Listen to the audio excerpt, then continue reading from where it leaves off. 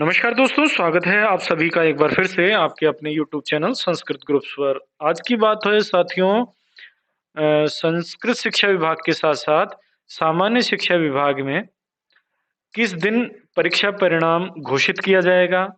ग्रीष्म अवकाश कब से शुरू होगा?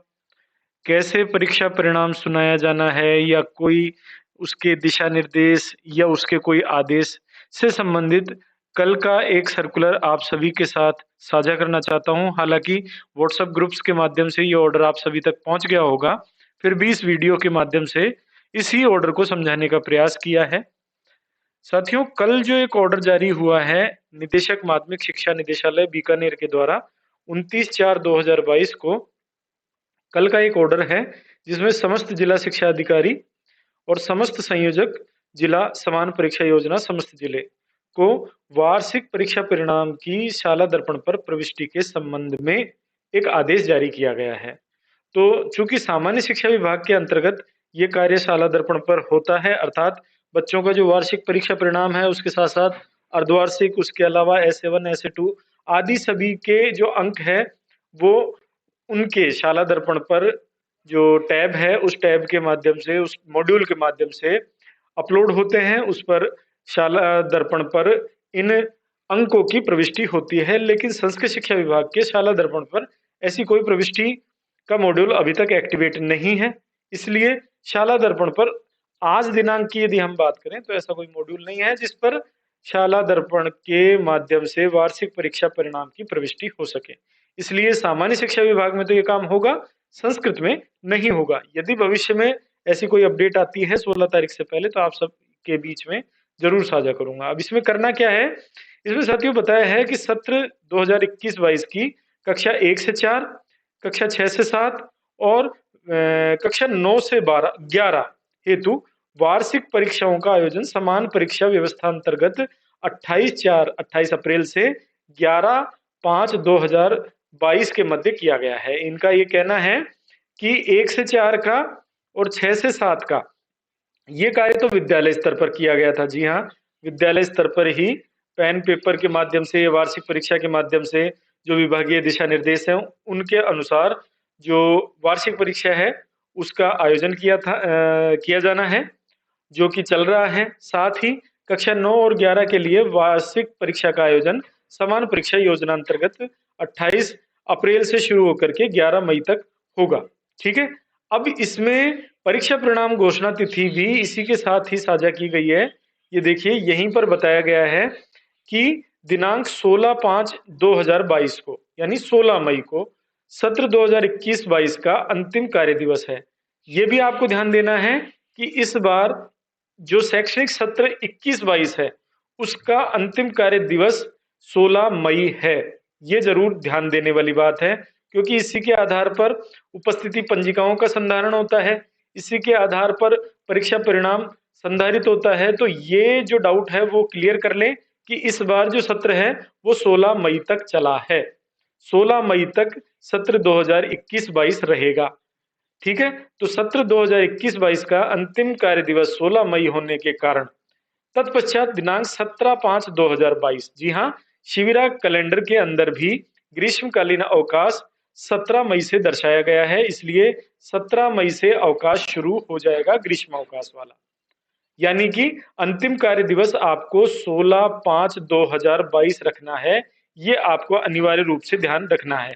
यदि आपका कोई कंफ्यूजन था तो अब उसको दूर कर सकते हैं कि इस बार जो 16 मई है, 16 मई का मतलब है इस बार 16 मई तक आपको विद्यालय आयोजित करने हैं। जो भी इसका टाइम टेबल है वो आपको रखना है और 17 मई से ग्रीष्म अवकाश शुरू हो जाना है। तो 16 मई को अंतिम कार्य दिवस होने के कारण समस्त विद्यालयों के समस्त विद्यार्थियों का परीक्षा परिणाम 16/5/2022 को घोषित किया जाना है। अब सभी विद्यार्थियों का समस्त विद्यालयों से तात्पर्य है कि कक्षा 1 से 4, इसके साथ साथ कक्षा 6 से 7 और इसके अलावा कक्षा 9 और कक्षा 11, इन सभी कक्षाओं का परीक्षा परिणाम 16/5/2022 को अंतिम कार्य दिवस के दिन घोषित किया जाएगा। इसके पूर्व प्रभावी प्रबोधन करते हुए समस्त विद्यार्थियों के वार्षिक परीक्षा तक के प्राप्तांकों की प्रविष्टि शाला दर्पण मॉड्यूल पर किया जाना सुनिश्चित करें, क्योंकि इसके बाद मॉड्यूल लॉक हो जाएगा और ये काम बाद में नहीं हो पाएगा। यदि कोई छात्र, कोई विद्यार्थी वंचित रहता है तो इसकी समस्त जिम्मेदारी इन्होंने जिला शिक्षा अधिकारी महोदय को की है। जिला शिक्षा अधिकारी महोदय के द्वारा विद्यालय के संस्था प्रधान को दी गई है, संस्था प्रधान के द्वारा निश्चित रूप से शाला दर्पण प्रभारी को दी गई है। लेकिन विद्यालय स्तर पर शाला दर्पण प्रभारी एवं संस्था प्रधान का मिला जुला सहयोग होने के कारण ये जिम्मेदारी तय कर दी गई है, अतः इसको सर्वोच्च प्राथमिकता प्रदान करनी है। इसके अलावा कला शिक्षा, स्वास्थ्य एवं शारीरिक शिक्षा और जीवन कौशल इत्यादि विषयों में विद्यार्थियों को वार्षिक परीक्षा तक के कुल 100 अंकों में से प्राप्त प्राप्तांकों के आधार पर A+ से D तक की ग्रेड दी जानी है। ठीक है, अब ग्रेड कैसे देंगे वो भी आप यहाँ पर देख लें। ग्रेडिंग का जो इन्होंने सिस्टम रखा है वो ये है, 1 से 40% तक डी ग्रेड है, 40 से 60% तक सी ग्रेड है, 61 से 75 तक बी ग्रेड है और 76 से 90 तक ए ग्रेड है और 91 से 100 तक A+ ग्रेड मानी गई है। तो यदि कोई वार्षिक परीक्षा में इन विषयों में अनुपस्थित है तो अन्य विषयों में उत्तीर्ण है तो विद्यार्थी को डी श्रेणी मान करके उत्तीर्ण कर दिया जावे। ये इन विषयों के लिए बताया गया है। किन विषयों के लिए? जिसके अंतर्गत कला शिक्षा, स्वास्थ्य एवं शारीरिक शिक्षा और जीवन कौशल। ठीक है, तो ये एक दिशा निर्देश जारी किए गए हैं। इसी के साथ साथ कल एक आदेश भी जारी किया गया था भीषण गर्मी को देखते हुए समस्त जिला कलेक्टर महोदय को अधिकृत कर दिया है विद्यालयों के समय में यदि कोई परिवर्तन करना है तो उसके लिए बस उसमें ध्यान ये देना है कि जो वार्षिक परीक्षाओं का आयोजन होना है वो किसी तरीके से प्रभावित न हो। तो ऐसे में विद्यालय का समय जरूर थोड़ा सा कम हो सकता है, 7:30 से 1 बजे का जो समय है इसमें कटौती जरूर हो सकती है, लेकिन 16 मई अंतिम कार्य दिवस को आपको जो परीक्षा परिणाम है वो घोषित करना है। इसके अलावा 17 मई से ग्रीष्मावकाश है। इसके अलावा एक और चीज है रिपोर्ट कार्ड। जी हाँ, सामान्य शिक्षा विभाग में, स्कूल शिक्षा विभाग में एक समग्र प्रगति प्रतिवेदन भी जारी किया गया है जो कि केवल प्राथमिक कक्षाओं के लिए, ये बताना चाहूंगा, केवल प्राथमिक कक्षा यानी कक्षा 1 से 4 तक के विद्यार्थियों को ये रिपोर्ट कार्ड विद्यालय स्तर पर तैयार करके दिया जाना है। हालांकि संस्कृत शिक्षा विभाग में इस तरीके का अभी तक कोई आदेश, कोई निर्देश प्राप्त नहीं है और ये जो फॉर्मेट है ये संस्कृत विद्यालयों में इसलिए भी लागू नहीं हो पाएगा क्योंकि इसमें SA1, SA2 इत्यादि की एंट्रियां की जानी है जो कि संस्कृत विद्यालयों में पूर्ण रूप से संचालित नहीं है।